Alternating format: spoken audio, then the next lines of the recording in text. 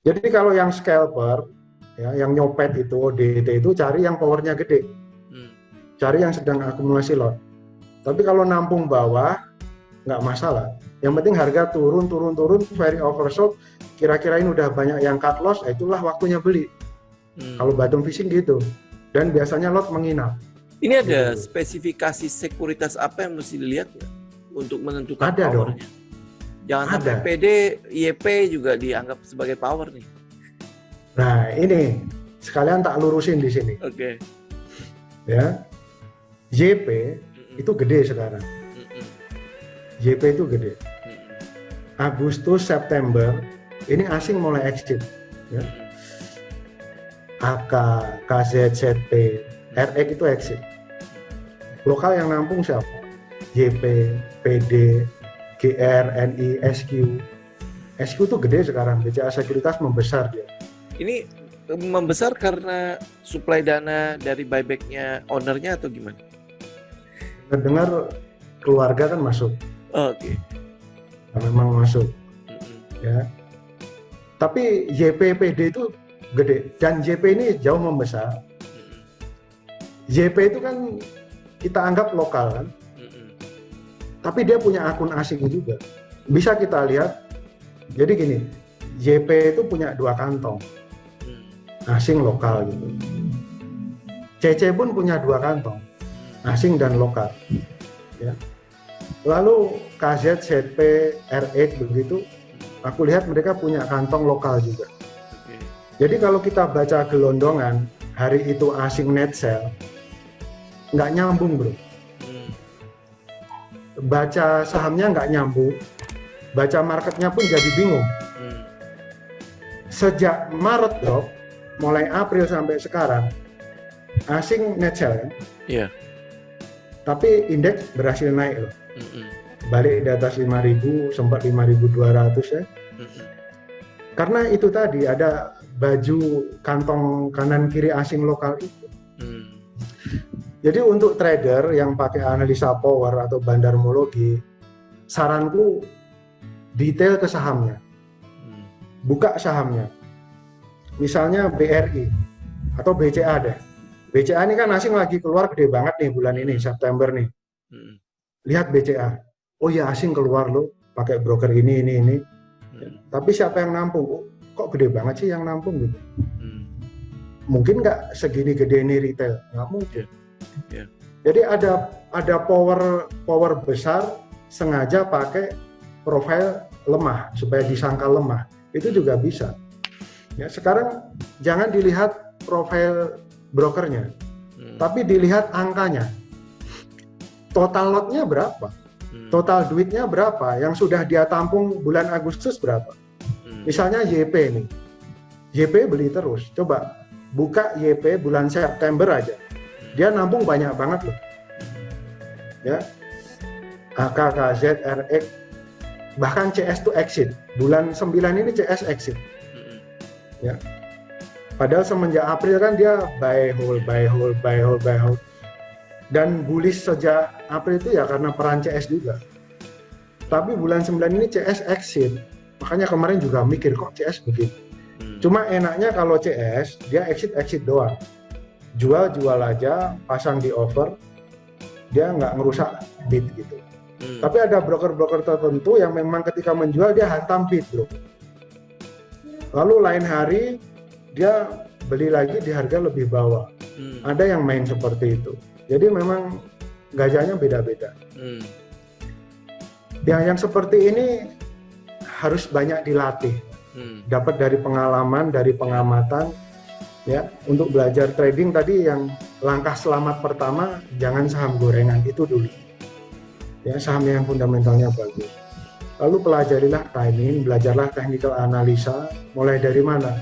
Mulai dari candlestick, ya, mulai dari trend indikator. Ya. Kalau aku sarankan pakailah MACD, MACD, MACD aja, itu oke kok. Ya, terus belajar apa lagi? Support resisten, ini ada salah kaprah ya. Tapi nanti kalau ada pro kontra silahkan, tapi aku nggak mau debat ya. Support resisten itu bukan timing. Oke. Jebol support, cut loss. Secara teori kan begitu. Iya. Tapi ada saat-saat tertentu jebol support, justru itu waktunya kita nampung bawah. Beli, buy low, sell high. Kalau bottom fishing gitu. Tapi kan nggak tahu kapan belok naik lagi. Tahu, kelihatan kok. Aku udah ketemu titik itu, bisa mengira-ira. Kalaupun meleset nggak jauh. Perkiraannya besok mantul. Kalaupun mundur paling sehari gitu. Jadi titik beloknya itu harus ketemu, harus tahu. Ya. Lalu break resistant. Break resistant itu bisa dipakai timing untuk beli aja. Kalau untuk jual kan nggak bisa. Titik dia bengkok turun itu di mana? Kalau misalnya kita pakai trend line, begitu patah trend line, ini sell gitu kan. Tapi kalau resisten, dia break resisten justru itu buy kan. Ada yang metode buy on break. Ya. Dan untuk scalper sebaiknya itu buy on break itu aja. Mau pakai T plus, mau pakai margin, kalau buy on break itu lebih aman. Ya cuma nggak usah maruh. Dapat 2%, 3% kabur kan gitu. 2%, 3% sehari gede loh bro. Iya. Nah, masalahnya ada yang naik 5% nggak dijual. Besok pagi masih hantam lagi. 1 jam pertama naik, ya. Jam kedua nyungsep. ARB pula. Yang kemarin musimnya cuan jadi bocuan kan gitu.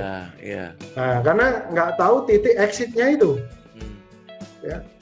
Titik keluarnya kapan itu harus tahu.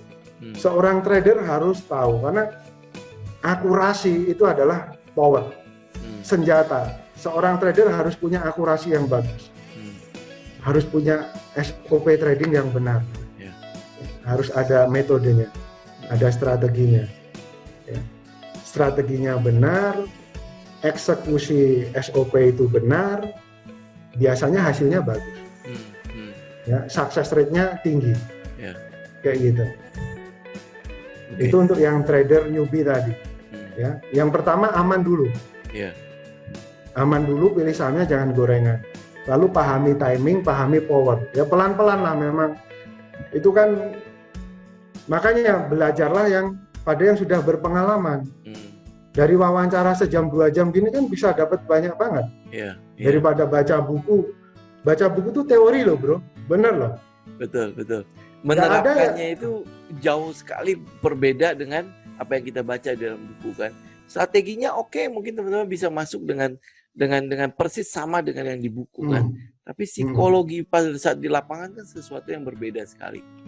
Betul, karena biasanya analisa power ini newbie belum sampai ke sana. Biasanya yang detail mengenai power ini mereka yang udah 5 tahun lebih. Ya. Seharusnya dibalik, mustinya dibalik, ya, atau bareng gitu, ya, benar-benar nol, TK 0 besar, hari itu juga belajar timing, hari itu juga mengamati power, ya, mengamati power yang terjadi di pasar Indonesia ini, ya kan, broker besar yang berpengaruh itu apa saja, yang asing ini, yang lokal ini, aku sebutin boleh? Oh boleh, silakan. Nah, gini. Ini bukan sekilas lagi, tapi ini udah bongkar semuanya.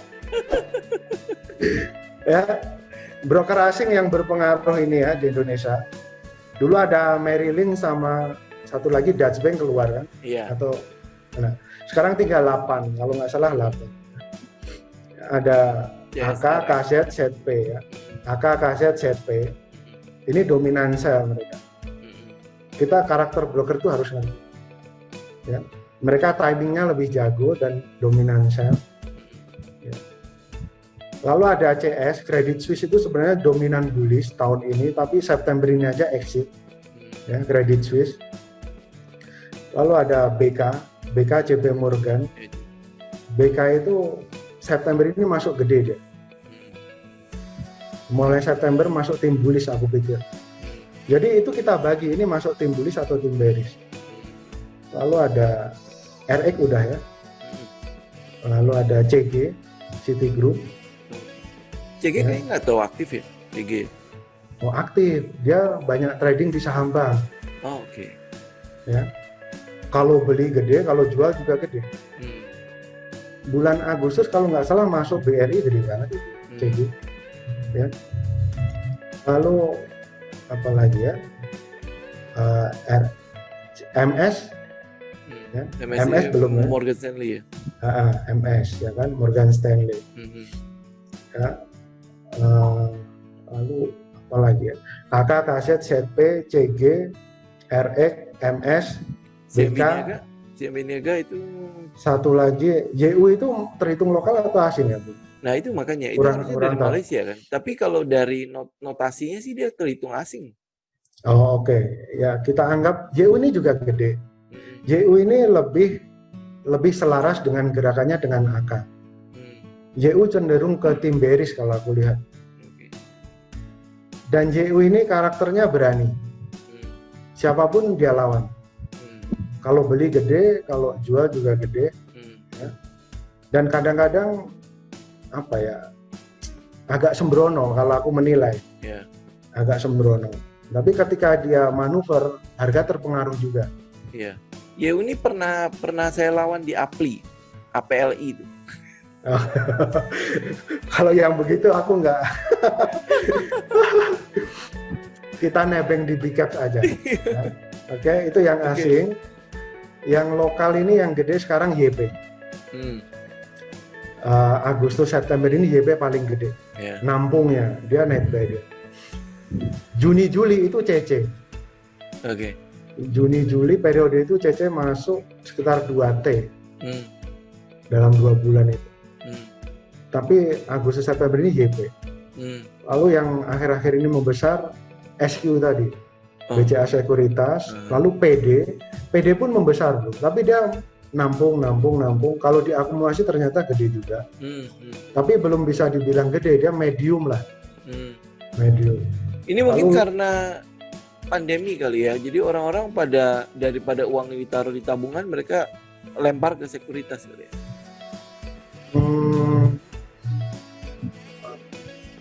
Sekarang sih lebih rame yang jelas.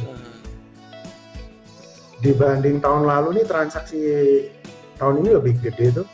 Ya mungkin yang dulunya punya akun saham, kerja di kantor, ya kan nggak bisa buka, sekarang kerja di rumah, bisa sambil trading. Bisa sambil trading, ya mungkin itu ya. Atau apa ya, atau mungkin mereka sudah berpikir nanti proyeksi kuartal 3 lebih bagus dari kuartal 2 gitu kan. Udah ada optimisme, atau malah udah mikirnya kuartal 4, semoga nanti ada window dressing, ya, ada hope ya kan. Siapa tahu nanti closing akhir tahun indeksnya di atas 5.200 gitu ya. Nah ada harapan seperti itu. Tapi ketika kemarin nyungsep Maret itu kan memang banyak yang down. Makanya April, Mei, Juni, Juli itu kayak agak flat dulu, naiknya susah, dan market sepi. Juni, Juli itu kayaknya sepi itu. Ya, dia memang ada bulan-bulan sepi itu. Ya, ada bulan-bulan sepi. Tapi Agustus kan udah ramai lagi. Ya. Setelah kemarin ada paparan kuartal 2 itu loh, yang dari data itu BPS. Agustus aja kan secara pola itu harusnya bulan yang nggak terlalu bagus aja. Lumayan bagus ya kemarin ya. Iya, Agustus kemarin bullish, ya. Asing masih beli bank. Agustus kemarin. Kalau banknya naik, indeks biasanya naik. Ya. Kalau secara statistik iya, Agustus itu sekitar 80% merah. Kalau ditarik data dari tahun 2000-an. Nah, yang bagus statistiknya Desember. Desember itu malah hampir 90% kalau nggak salah. Itu hijau. Nah yang seperti itu juga bisa menjadi harapan.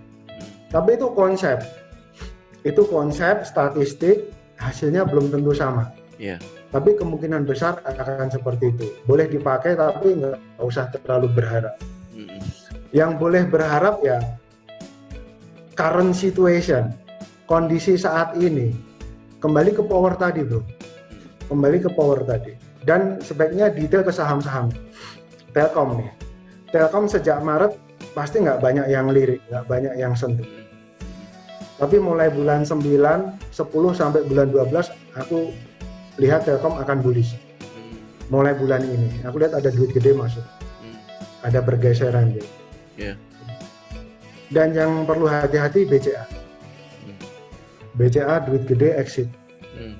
Nggak tahu sekuat apa yang jagain. Kalau lot gede exit terus ya repot juga ya. Iya, iya. Tapi ini kalau kan untuk daily-nya juga udah dalam keadaan break kan. ya, tapi kalau untuk yang harian kan ada gerak naik. Saham naik 2 hari itu kalau day trader kayak grup kita itu masih bisa cuan. Okay. Meskipun dia downtrend. Ya. Mau downtrend mau uptrend itu kan tren bulanan. Nah, kayak BCA begini kalau simpan sebulan 2 bulan kurang pas. Ya, karena memang swing bearish masuk nih. Yeah. Tapi kalau untuk harian masih ada gerak naik dia. Jadi dalam downtrend dia gerak naik berarti kan itu TA rebound.